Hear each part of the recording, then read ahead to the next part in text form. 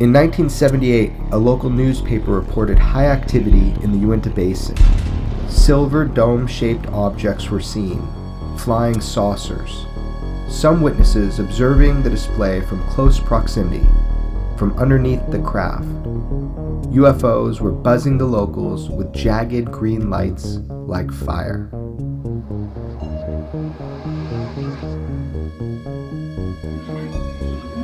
Nothing really changes. It's constant. The phenomenon is engaging people. It's a pattern of close encounters. It's commonplace. People hunt the cause. Scientists investigate the carnage. The NIDS team tried to quantify the performances.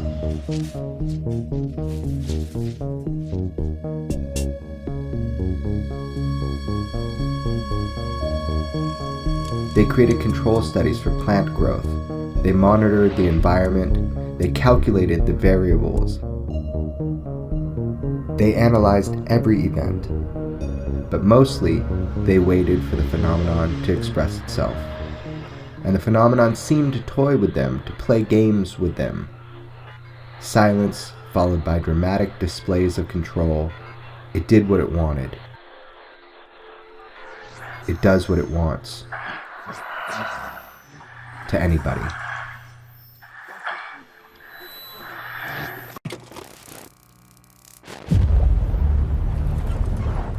It was dead night. Then out of nowhere, that weird flash. Can you see that? Look at that. That's amazing.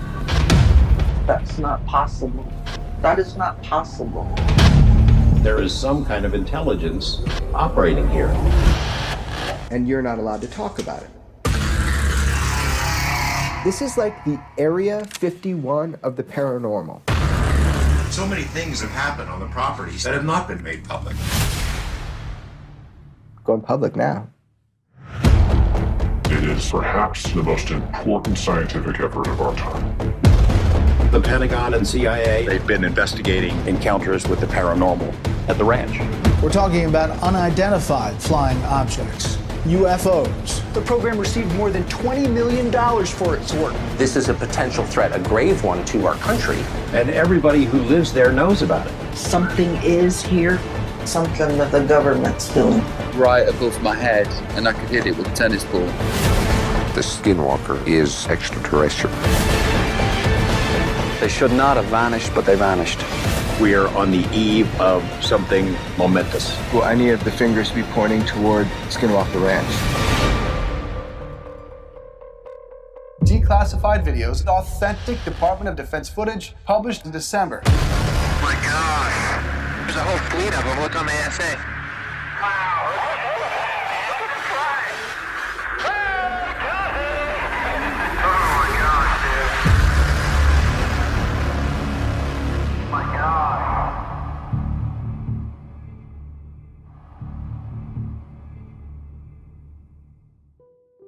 Hey, what is up guys? Tyler here with Secure Team. So the video you just saw is a brand new trailer for the brand new film that has just now gone live. It is out for you guys to watch. The film is known as Hunt for Skinwalker. And if you guys remember, a few weeks back, I featured another trailer for this film and I talked to you guys a little bit about the worldwide controversy surrounding a ranch located in Utah that has for hundreds of years now been not only known but feared in many cases as one of the, if not the #1 hotbed for UFO activity on planet Earth, and not just UFO activity. I mean, this place is a mixture of every sort of strange area of this topic, from aliens, UFOs, the paranormal, poltergeists, ghosts, strange energies, actual physical manifestations and creatures. And well, today we have something very special for you guys. Do not click off of this video. Be sure to watch until the very end because you're not going to want to miss it. And if you guys are really looking for some answers, as well as some evidence that will prove to you just how real this phenomenon is, be sure to stay right here and watch this entire video. So, without further ado, not only did I want to feature for you this new trailer, much more importantly, what you guys are about to hear is an exclusive interview with Secure Team and the creator of this new film, Hunt for Skinwalker, the man who actually went down to this ranch and came out with this over 2-hour long masterpiece of a documentary. And believe me, I do not say that lightly. There's very few films that I will actually vouch for seriously, and this is one of them. So without further ado, be sure to watch all of this and listen, because I've got something else very special coming at the end of the interview. So let's go ahead and talk with the man himself and the creator of this new film, Mr. Jeremy Corbell. All right, well, we are here with Jeremy Corbell, a very busy man these days. Jeremy, thank you for coming on the channel today. Hey, thanks so much for having me on. You're a busy man. I mean, you are doing many, many things at once right now. You have just finished and put out this new film, Hunt for the Skinwalker. Congratulations on the film, man. I hear it's doing wonderful, and as I'm just looking, you have hit #1 in top documentaries on iTunes. It's incredible, the response that has happened in the last 24 hours. This is just amazing. There's an appetite for this story and this information that is beyond what I ever imagined. And I'm very excited because I never knew that I was going to be able to get this movie out. So amazing. Exactly. I mean, you've accomplished something amazing here. And as I was saying earlier, before we get into this, and I've said this before to my viewers, and I said it to you, there's very few people I collaborate with here on the channel.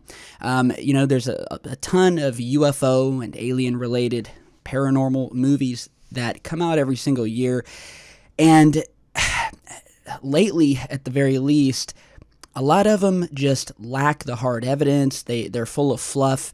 They just don't do the job. And, I really kind of shy away from featuring those films, but as I was saying to you after I watched the screener of it last night, I was thoroughly impressed. I mean, this film, over 2 hours long, I didn't know what I was, gonna find out going into it, but you really hit the ball out of the park. I mean, this is truly a evidence-rich film that contained information that I'd never heard before, and that's coming from someone who's been running, an alien research channel for 5 years now. And I want to let my viewers know this is not just some shameless plug here. I truly am extremely pleased to feature your film, and I want my fans to go and see it. So congrats again, man. Appreciate it. Thanks, man. I really appreciate it. I mean, look, whenever you are reporting in this field, as you well know, you're going to have criticism, and you're not doing this right, or you're not doing that right. Bottom line is, we're putting stuff out, and we're trying to get closer to the truth. And yeah, this film absolutely is rich with evidence, depending on what you consider evidence to be. Look, what happened at Skinwalker Ranch, it frustrated multiple teams of PhD-level scientists over years. It is an elusive phenomenon.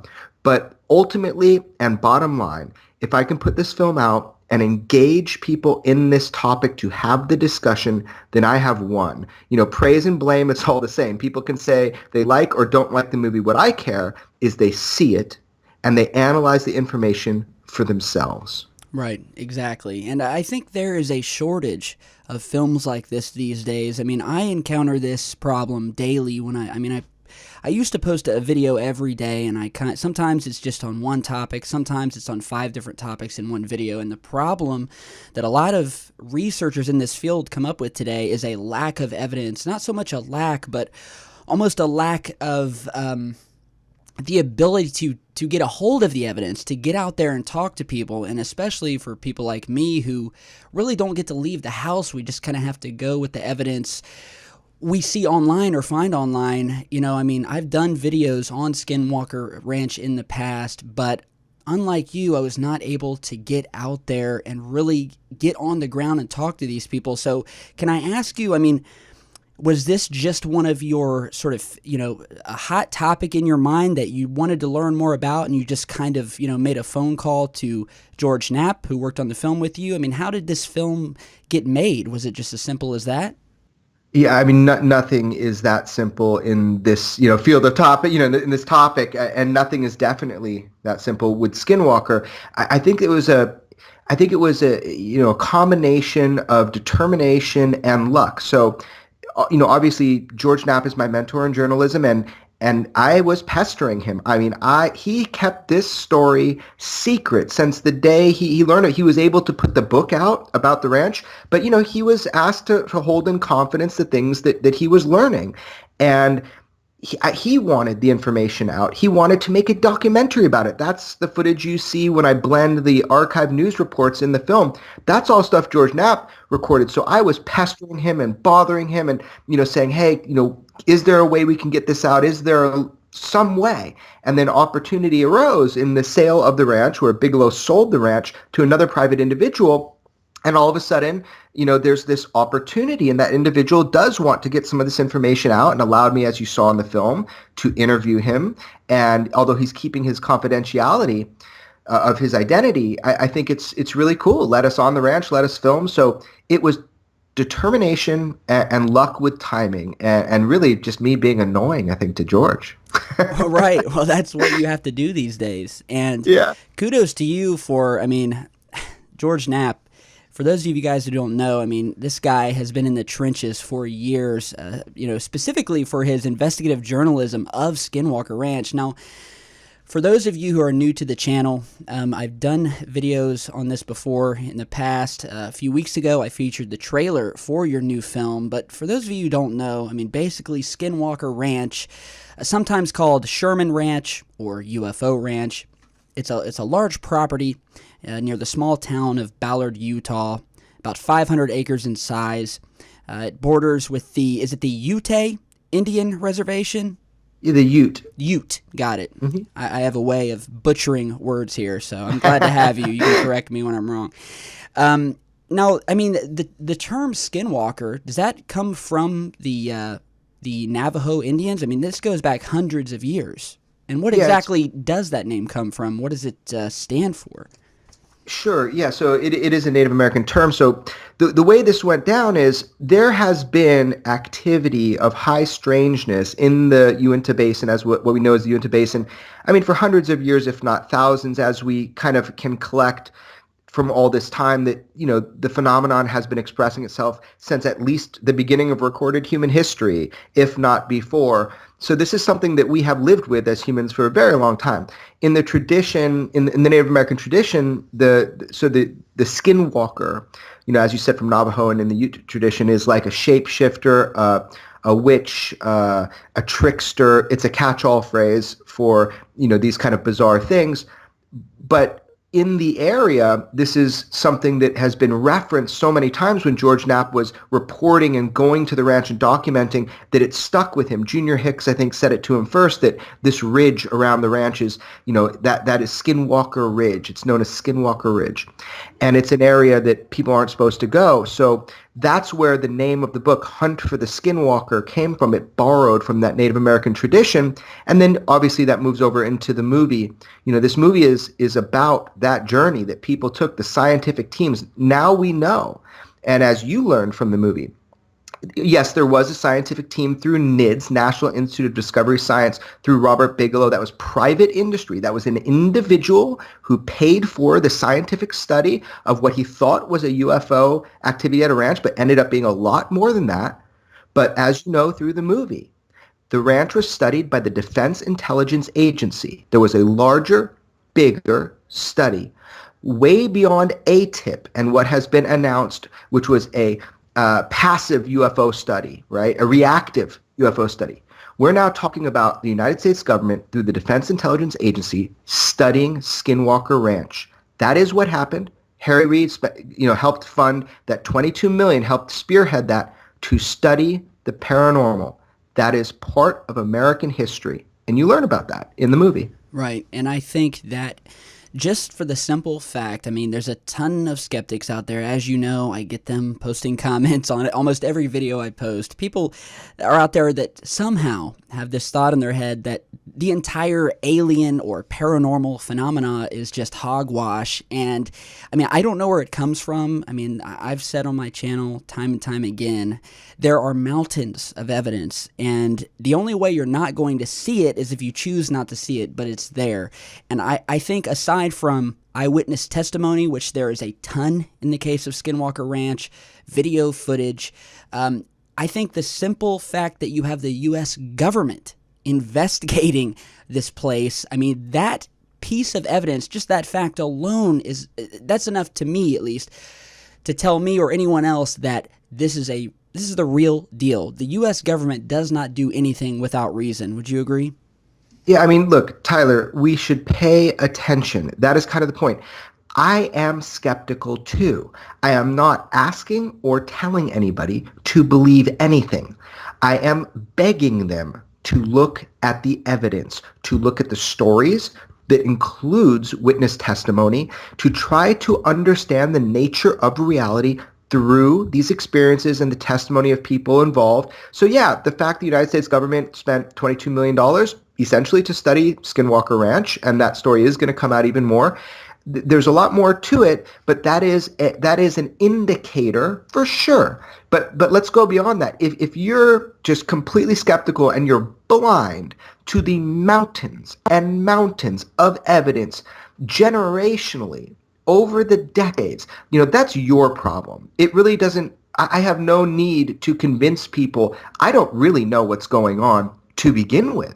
I just know there appears to be a non-human intelligence engaging humanity, and that it's been doing so since the beginning of recorded human history at least. It is fascinating. It is big question time here.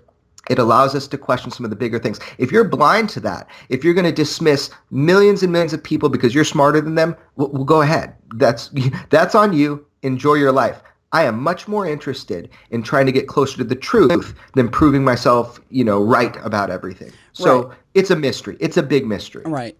And I think anybody studying this topic who claims to know the answers is selling you up the river. I mean, first of all, this topic, one of the biggest problems is lack of, I guess you would say, concrete evidence. I mean, I think a lot of the evidence the government knows about, they've kept this from us for years. I mean, that's what I've discovered in almost every facet of this phenomenon. But Skinwalker, I mean, would you agree that Skinwalker is a bit of an anomaly within an anomaly? Because first you have the topic of aliens, UFOs, the paranormal, this sort of interaction with something off-world, this sort of interaction with something that may have been here. I don't know whether you would call it ghosts or poltergeist, some sort of energy. So Skinwalker is kind of an anomaly within an anomaly, because the activity surrounding this ranch is not just aliens. It's not just UFOs. It's not just poltergeists. It's not just this weird energy. So would you say it definitely is an anomaly it encompasses literally every facet of this sort of paranormal phenomena, and it's unexplainable. Yeah, I mean, that's a great way to put it. There's a lot of ways to put it. Some people say it's a paranormal Disneyland. I mean, it's just too wild, everything that occurs there. I say, Skinwalker Ranch is the Area 51 of the paranormal. Look, I don't know what's going on there. I have made a whole movie on it. I've talked with all the scientists involved. I've, kind of walked in the, footprints of George Knapp, following him through this journey in the film, as you'll see. And what I have to say is that it's absolutely wild. It's a brain teaser. So just to give your fans a concrete understanding, we're talking about the Uinta Basin, the Skinwalker Ranch. It is a 500 or 480 acre, maybe 500 acre plus parcel of land that was used as a living laboratory, both by private industry under Robert Bigelow and a scientific team called NIDS, and also through a government, a Defense Intelligence Agency study that was called BASS. Well, BASS was the organization that studied under a program called OSAP. So that's the facts of it. Now, what occurred there and what has been reported there, it does, as you said, Tyler, it ranges from classic close encounters, UFO activity, balls of light that induce external fear, creatures, and we're talking beings, sentient, they call it a precognitive sentient intelligence, mists that invade physicists' minds, beings and ships that come out of what have the optical nature of a wormhole, like a porthole. All of this is reported. Now, if any of this is true, any of it, it's game-changing. It absolutely shows that there is some sort of parallel between what we call UFO activity, which, the simple-minded way to look at it is beings from other star systems, obviously. But the problem is the fly in the ointment, as one of the scientists says. The evidence doesn't show that. What is going on in the Uinta Basin and other places of hotspots in this world seem to meld and mix this absolute bizarre phenomenon that you described as poltergeist or paranormal, and other people describe as aliens. So, yeah, it's wild.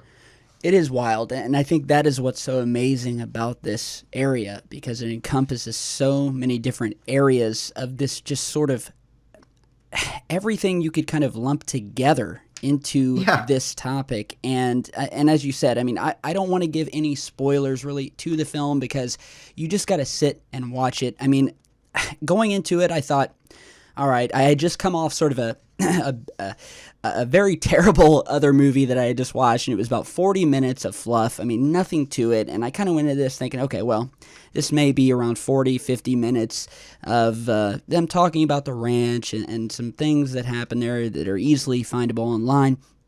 But it was over 2 straight hours of, I mean, in the film, there is footage shown, and George Knapp is in this film. For those of you guys who don't know out there, let's sort of break this down without giving too many spoilers. So, as you said, this has been going on for hundreds, potentially thousands of years. The Native American Indians experienced it. The reports of this mysterious activity started gaining traction in the 1940s and 1950s as a hotbed for this activity. Later in 1994, sort of when things started ramping up more, and that was when Terry and Gwen Sherman, which I believe those are pseudonyms for the real family. Is that correct? So actually, I call them the Gormans because I don't want to identify them by their proper name. So in the book, they use the term Gorman, but that's fine, Okay, I'm sorry about that. Okay. No, that's no problem at all. That's people know the identities and names. Journalistically, I'm going to go with Gorman. Gorman, okay. And that's why I'm glad to have you here, because you can correct me. I mean, there's info online, as you know, but you've been there. You can correct me when I'm wrong. So the Gormans, they move into the ranch, what was it, 1994? Right, so that's their pseudonym that we use, the Gormans. They did, it might have been 94. I know Robert Bigelow bought the ranch in 1996, so that timeline is about right. And is it true, and I know you go over this in the film, but I just want to clear this up, was the family, after having experienced a range of strange, some would say disturbing activity, such as UFOs, cattle mutilations, crop circles, hearing voices. Is it true that they were literally, I guess you could say, driven from the home and the ranch? Yeah, to a high degree. I mean, the way that it was explained to me and the way I understand it, from all the testimony from people around that time, and this was a happy family coming in to raise their cattle, and that's what they were doing, and they were happy to get this beautiful parcel of land. But over the months and months, it drove them to places that they were really terrorized by whatever this phenomenon is, but whatever was occurring at the ranch. By the end, they were all huddled in one room, for safety, kind of sleeping. It did terrorize them. And I think that Tom Gorman, as he's called in the book, the rancher, I think he wanted answers. He wanted to know, is this the government trying to drive us off the property? And you'll see a very dramatic moment in my movie where you will see the effects of the phenomenon on locals, on people that live there. Very dramatic effects, and how it disturbs them. Who is this? What is this? What is causing this? Is this government, or is this truly paranormal? So you've got a happy family, as you said, coming in, and over the months and months, I mean, it just terrorized them. Right. And as you said, I mean, this film is chock full. I couldn't believe how many interviews and how many locals you were able to get access to who just poured their hearts out, sometimes getting extremely emotional, talking about what happened to them. I mean, a lot of people are in that area, they will not go near this ranch because of what has occurred. Right, and people are hesitant, to talk about this. I mean, imagine if somebody like me comes to you and says, "Hey, will you come on camera and tell me all these wild things that happen to you and how it affects your life and your family and illnesses in your family?" I mean, man, people, to open up on that level, it's like floodgates sometimes open. They have to get it off their chest. So I'm really grateful for the people that did open up because they do want answers. Look, let's look at broad strokes again. Skinwalker Ranch is the most massively scientifically studied, what we call paranormal or UFO hotspot in human history, hands down, both private study and government study. This will never happen again. What you're seeing in this film will never be replicated. The footage during the active investigations at the ranch, thanks to George Knapp and what he was filming at that time. He wanted to do a documentary. He was asked not to put it out because by doing that, it'll put too many eyes on the ranch during a critical time of study. So he totally went with that. He says, okay, I understand. And he was allowed to do a book, but not with a single picture. Right. With this film, you get hours of footage from the ranch itself. Right. So that documentary that was buried was basically allowed to come out now. Right. It's an exciting time, man. Yeah. And that's what I was going to touch on next. And you said it perfectly, was that aside from just the eyewitness interviews and, I mean, any film can chock itself full of interviews with people saying this happened, that happened. And as you have said before, of all of the evidence out there, some people don't put this type of evidence as high on a pedestal, but eyewitness evidence, as you've said, is, I think, and I agree with you, one of the most compelling types of evidence, because when you have enough people talking about the same subject and their stories are being corroborated, that is devastating. And not just the eyewitness testimony, because some people can watch a film and they say, okay, he did a lot of great interviews with people, but that's it. And what I love about this film is that not only are you getting these interviews with people describing what they have encountered on this, but as you said, I mean, the video footage that has been kept in secret for years, that is courtesy of George Knapp, actual video footage, photographic evidence in this film, that was truly compelling as well. And, I can only imagine what it was like for you to review this footage for the first time after so many years. Yeah, it's incredible that, people argue about this. Okay, so what is evidence to you? And then my question is, evidence of what? So, for example, is a cattle mutilation evidence? If you find a dead animal that's there and it was done within 40 minutes, the blood was drained, it's missing critical parts of its organs and its body, that it was done with two different metallic objects, and that is physical evidence. I mean, that is evidence. Evidence of what? We don't know the mechanism of this mutilation. Another example of physical evidence is the magnetization of the whole corrals when those bulls were jammed into that one little trailer. Okay, that's physical evidence. The scientists studied, this and came up with, wow, this is highly magnetized. But evidence of what? And like you said, the ice circle that occurred there. And again, witness testimony. It is evidence. People will argue that all day long, and there's different qualities of evidence when it comes to witness testimony. When people don't know each other and they're spread out by distance and they all report the same thing from different angles, that is evidence. We put people away for life. We put people to capital punishment based on eyewitness testimony. Yeah, and much less. And much less. And there's different, I admit, there's different levels and different qualities of evidence when it comes to eyewitness testimony. But you can't throw the baby out with the bathwater. You need to take all of this together and look at it for yourself. I saw a critic today reporting on another critic's report of the movie, and I thought it was the most ridiculous thing in the world. You haven't watched it for yourself. So that's the point. Is it easier to sit behind and not get physically involved and not really look at this and not try to form your own opinion? Or you can look at it yourself and you can try to understand it, for yourself. And that's the point for all of us, I think. Right. I agree fully. And just like you, I mean, originally when I first started the channel, I thought I knew it all. So, I would say, as a matter of factly, this is what's going on, that's what's going on. But I learned over the years as I matured a little bit that We really don't know what's going on, and I am the same way. I tell my viewers, look, I'm going to present this to you. I may give my opinion of what I think it may be, what it may not be. I may be totally wrong, but at the end of the day, look at the evidence, make your own decision, and honestly, I don't think anyone would be able to watch this film, really watch it, and just from all of the evidence you've put into this, 2 hours, that's really a small amount of time to jam-pack all of the evidence, and I'm sure you have much more, but you did a wonderful job of putting it together. The editing, cinematography is great. I don't see how anyone could come away from this film not believing, at least believing 100% that there is something strange going on here. You don't have to come away saying, okay,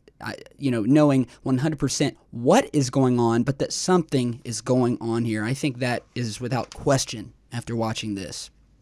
Yeah, I know it sounds crazy, but I don't care what people believe. What I really am passionate about, I make this statement, and I don't make it lightly. I say I want to weaponize your curiosity, and what I mean by that is that I want you to, stop being just a consumer of this information, as a fan or a viewer or a listener, and I want you to become an active participant to contribute to the field. We need things like, as you're talking about your reporting, how it's evolved over time, and that's the thing. We need people to get involved, to have a voice, and to tell everybody should discuss what their opinions are, what their thoughts are on this. It's the only way we're going to get closer to the truth. If people start contributing, investigating, looking at this, and engaging the topic for themselves. So really, that's what I want with the movie. I'm not trying to convince anybody of anything. I'm just kind of reporting the news. And if that's hard for your mind to handle, that's your problem. It's not mine. Getting back on topic here, let me ask you this. Let's fast forward a little bit. So the Gormans flee the ranch. The ranch is then purchased by Robert Bigelow, who is the owner of Bigelow Aerospace and Budget Suites. He takes it over, and he starts studying this ranch. And there's a part of the film, again, I don't want to give too many spoilers, speaking about animals, not just what happened to animals on the ranch, but there was a certain point in the film where it talks about how dogs were used as something called, was it biosensors? Sure. Look, a dog at your home that's a security dog is also a biosensor. That's just a cool way of saying, dogs can sense some stuff. But yeah, there were dog pens that were built by these observation towers that I do feature in my film. And yeah, absolutely, they are great biosensors. You know that if you own a dog and it jumps to the front door because it knows somebody's outside and you didn't know. So precisely. And yeah, animals were harmed violently at the ranch. Right. And, again, that is just a small piece. Again, there are so many experiments, so many things that happen on this ranch as far as the investigation and the scientific study of it. But fast forwarding a little further, so the study was done. Bigelow eventually transferred rights of the ranch. Now, before it was purchased by the current owner, there was this government study of the ranch after Bigelow's. Yes, and that's something that really, this movie is really breaking some news if people pay attention to what's going on here. So yes, we have the one, study by Robert Bigelow, I think it was for 7 years, 24 hours a day. Pretty amazing. And then, we had a Defense Intelligence Agency study, BASS, BAASS, one of Bigelow's organizations. Naturally, it got the contract because it was investing more of its own money. And that's the thing people don't understand. Let me just squash some conspiracy theories here. I work for nobody. I work for myself. I am an independent, fully independent investigative reporter and filmmaker. Self-titled, but I'm making films and, investigative reporting, so I feel comfortable with that. Anyway, I don't work for an agency. I'm not part of the CIA. Who are you a puppet for, Jeremy? Right, exactly. It's almost, you should see, my wife will laugh her ass off when she hears that stuff. It's hilarious. I know. Look, I'm not that interesting. But look, I just want to be really clear, because if we get rid of these mystery things, then what remains is the fascinating part. So Bigelow was not a puppet for the military. He had a genuine personal interest in studying the UFO topic.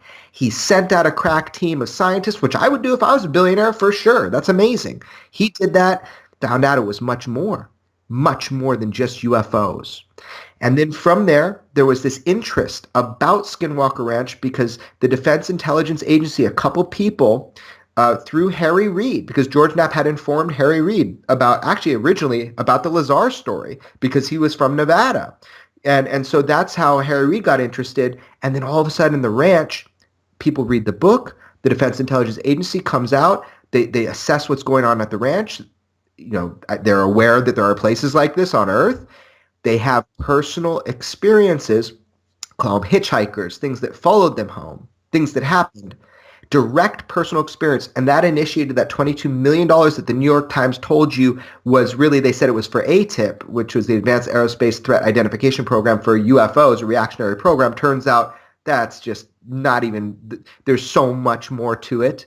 And that was the AWSAP, Advanced Aerospace Weapons Systems Application Program, something like that.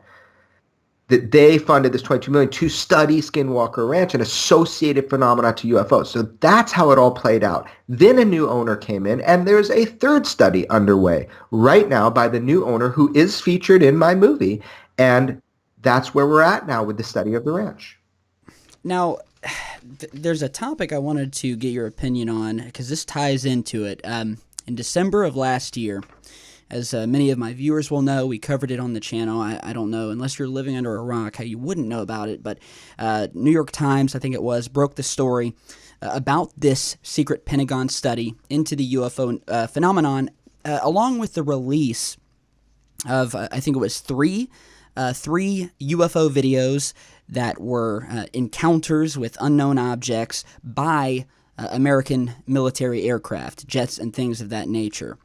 And it seems like at the time, the story of this secret Pentagon program,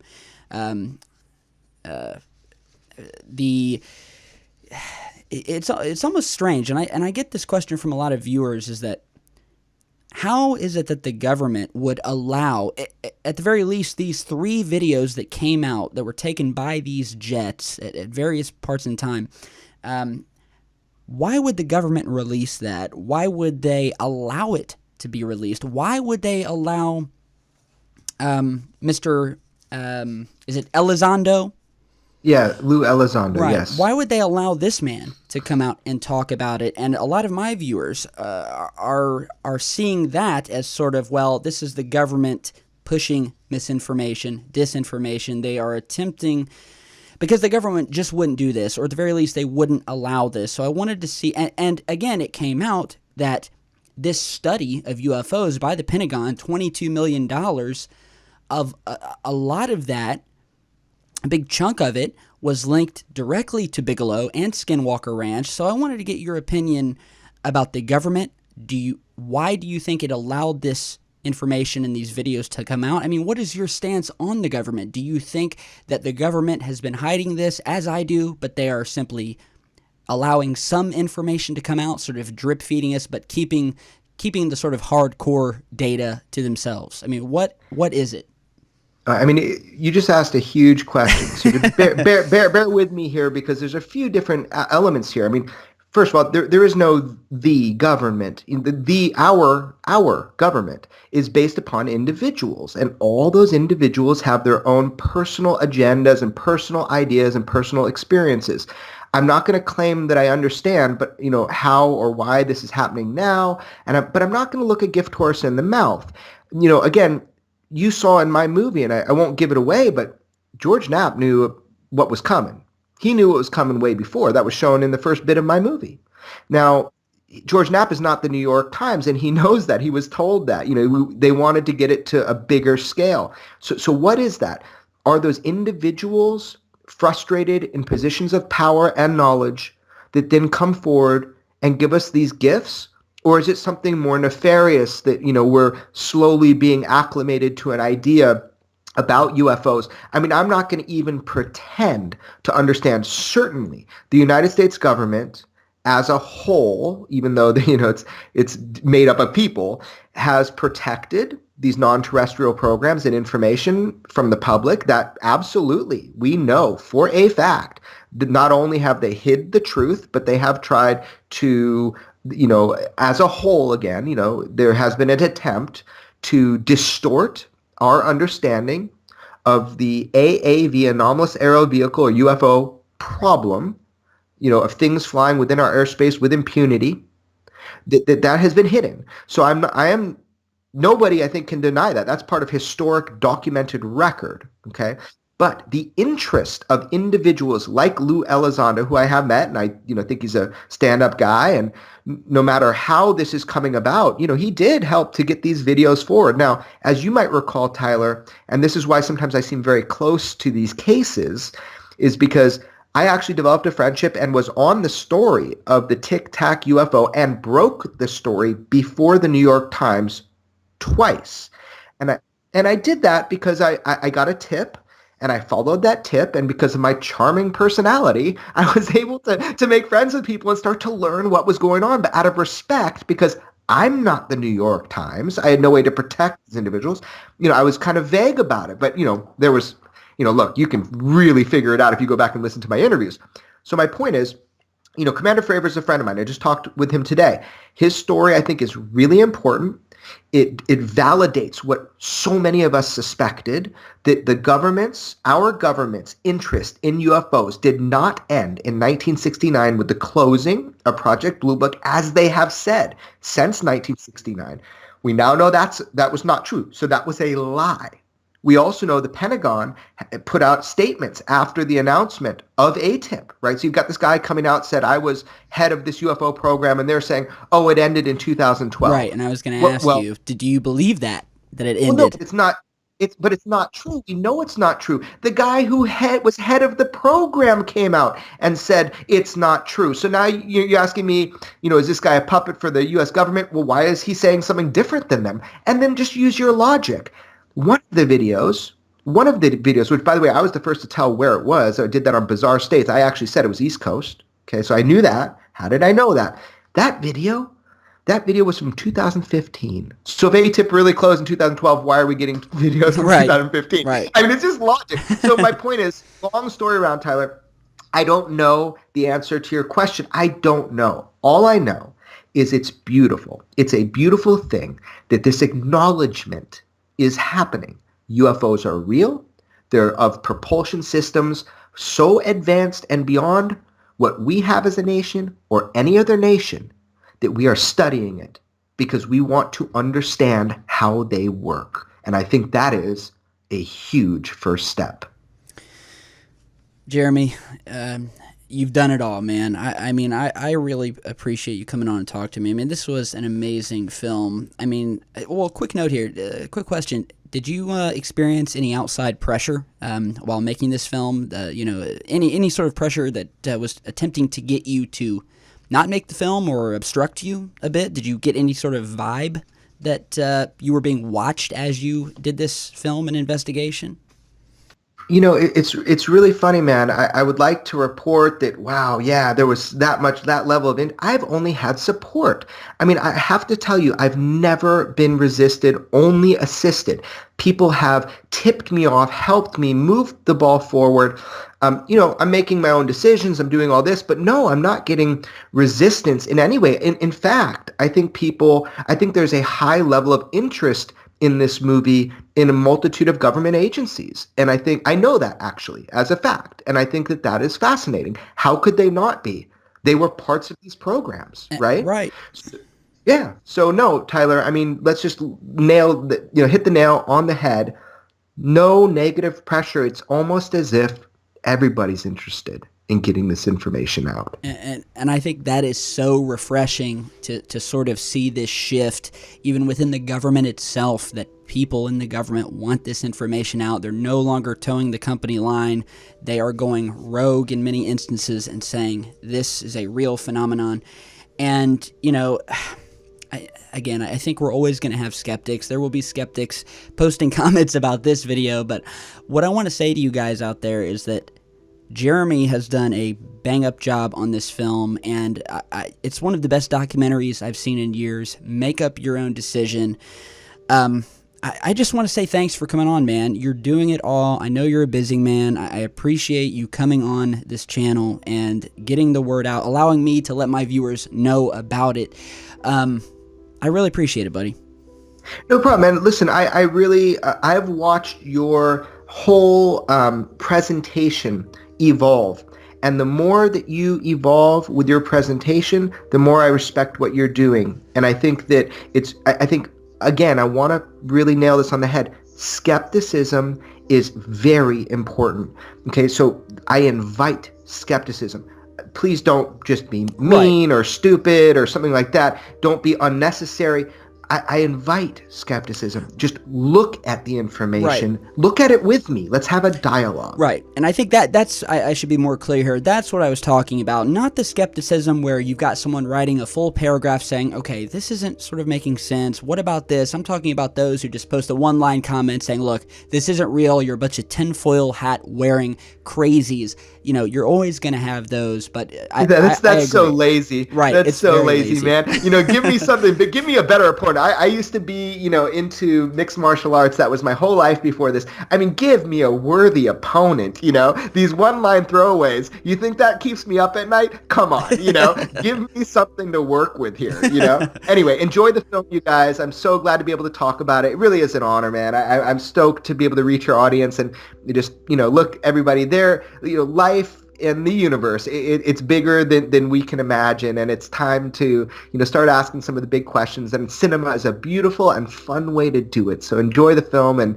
there's another one coming soon, so keep your eyes open. Guys, you heard it first here. Go and see this film. It's number 1 on iTunes. You can find it there, Amazon, iTunes specifically. You'll get a ton of bonus material. I'll put all the information to it down below, the links to it. I'm telling you guys, if there's ever a film that you want to spend a dime on and watch and really get some in-depth info that you can't find online, dare I say you can't find on a Secure Team video. I mean, a guy who's been on the ground. Check out this film, Hunt for the Skinwalker. Jeremy, it's been a pleasure. I wish you nothing but success from this film here. I know you're going to be successful. I can't wait for your next film. Thank you for coming on. I appreciate it, Tyler, and I appreciate your channel, and I do watch it, and I'm going to keep watching, and, you know, thanks again for having me on, and hopefully we'll be talking very soon about another film that's dear to my heart. So thanks, Tyler. Thank you, Jeremy. We'll see you later. Okay, so again, big thanks to Jeremy for stopping by and giving us this exclusive interview. One last thing before you guys go. If any of you follow me on Twitter, I want you guys to tweet to me the hashtag #FreeMovieCode. And I will be selecting 10 lucky people where I will then private message you with a code that you will be able to put in on the movie website and actually watch or download the movie for free. So all you need to do again is follow me on Twitter, tweet at me the hashtag #FreeMovieCode, and I will be private messaging 10 lucky people with the free code to see the film. So again, guys, be sure to check this film out. I wouldn't steer you wrong. It's well worth it. Tell me what you guys think, and as always, thank you all for stopping by. I've got much more in the works, so be sure to share and subscribe, turn on notifications, and I will see you all back in just a bit.